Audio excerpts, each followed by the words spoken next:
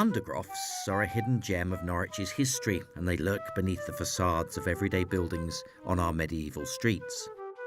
Despite the fire of 1507 that destroyed around 40% of the city's dwellings from Tombland to Pottergate, these vaulted rooms survive the ravages of time. Indeed, we have the largest collection of medieval undercrofts in the country. It's estimated to be around 70 surviving. Here at Dragon Hall on King Street, now the Writers' Centre, the Undercroft is a mix of 14th and 15th century. Like many, it's not huge. Unlike many, it still has a lot of the original building above it.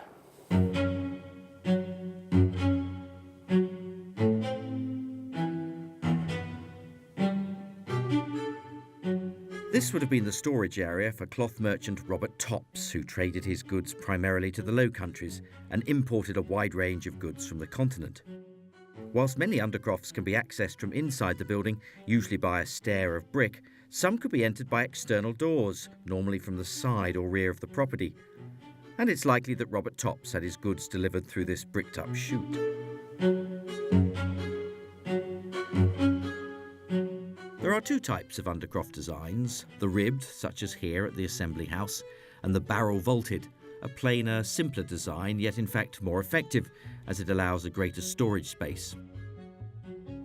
The largest set of interconnected undercrofts in our fine city centre is right here at the Museum of Norwich in Bridewell Alley.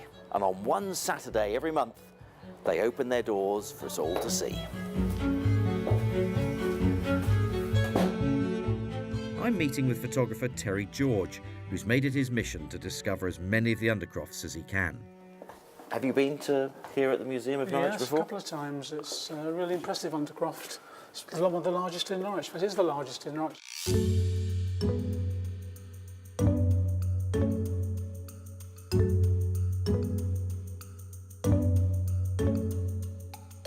Terry, I've discovered a whole variety of sizes in my research. So was that an indication of wealth, or was it more location and space? I think it probably was an issue of wealth. And this is a classic example of the rib vaulting, but there's also the barrel vaulting as well. That's right, Chris. The majority of undercrofts have quadripartite vaulting, which means the diagonal ribs divide vault into 4 cells.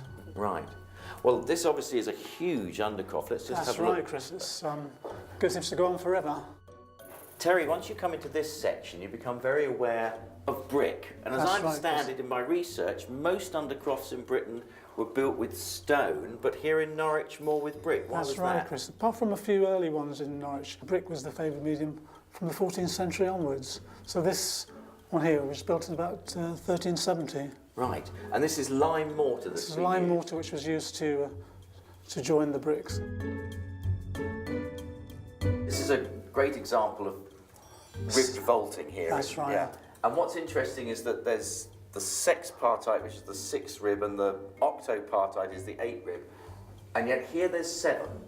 So I'm just wondering, unless I'm miscounting this, 1, 2, 3, 4, 5, 6, 7. Do I assume someone's taken one out? I've either taken one out or put an extra one in, because it's based on paired ribs, so there should be an even number. Well, I'm really interested in seeing the octopartite, so let's go and have a look. Onwards. When you think about the different uses that this undercroft has, Terry, having been a place of correction, a prison, tobacco and snuff factory, shoe and boot trade. I mean, there's been a huge variety of people actually here in this undercroft. This is a real rare example of an octopartite. Tell me a little bit about it and why it's so rare. Well, it's rare, as far as I'm aware, it's the only example in Norwich. Unlike the others where we've got 2 pairs of ribs, you've got 4 pairs of ribs which intersect diagonally.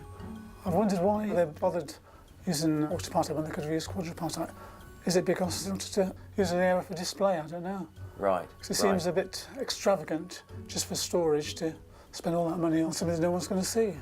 And for 4 of the vaults, they come from halfway up the wall, such as 1, 2, 3, 4. Spring from the wall, yeah. And then the others spring from the base of the wall coming up.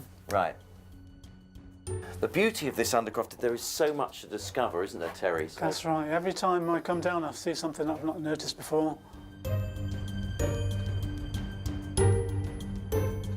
There are, of course, many other Undercrofts throughout Norfolk. The Guildhall in Blakeney and Holman House in Aylsham are just two examples. They can be found in Chester, Southampton, Winchester, London.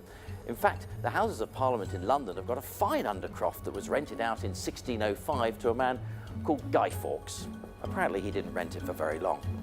But here in Norwich, we've got more Undercrofts than any other city in the whole of the UK. And it's another reminder of the rich historical heritage of our fine city.